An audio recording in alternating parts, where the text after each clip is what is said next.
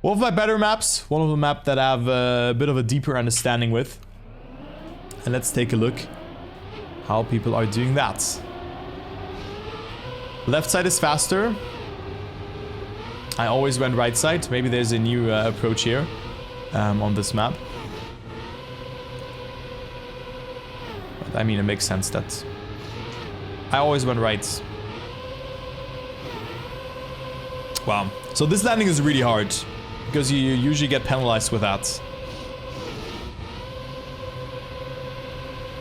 Okay, so I have, I think, a sub 33 on this map.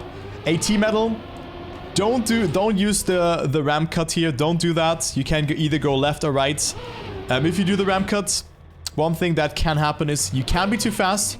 You can hit the dings bumps there. You can hit the booster on top. So that's why they jump diagonal. Not only to skip this part here, but also because they're too fast. Yeah. So that's why they do that. You have a lot of speed here. The formula here is you want to jump into the middle. The more speed you have, the less of the booster you catch. So the lesser you have to release. The less speed you have, the more of the booster you catch, the more you have to release. So it's actually punishing for you to go slow. Makes sense, right? So that's why you also don't air brake. Because if you air brake, you land earlier, so you catch more of the booster. And you don't want to catch the booster because you need to release in order to jump through the checkpoint. Now the leap of faith comes into play. And also by far the hardest part of the map. The start, okay, yeah, it's precision. All right, everything is good. Yeah, you have this very, very awkward ramp cut that I actually didn't talk about. But this one is also requires a lot of precision. I'm doing it from the right side. I need to cut very short, and you can see the gap that you have. You have this part as a gap, and then also this landing here. So it's very, very, very, very thin. So you don't need to do this cut to get AT metal. And also then here we have this part, which you can do full speed. You can see how insanely close they are towards the corner. And with that, also just accumulating as much speed as possible. When you do this one full speed, of course, it will be hard to adjust your car. Because at some point you have to straighten it out because you go straight, yeah? So you need to be fully straight. You cannot... Like the tactic here is not air braking to overjump this reverse booster here. It's pretty hard. What I did is I insta air braked in my run. It was top 100. I tried to control it a little bit so that I didn't stay beforehand. But this is of course the world record line.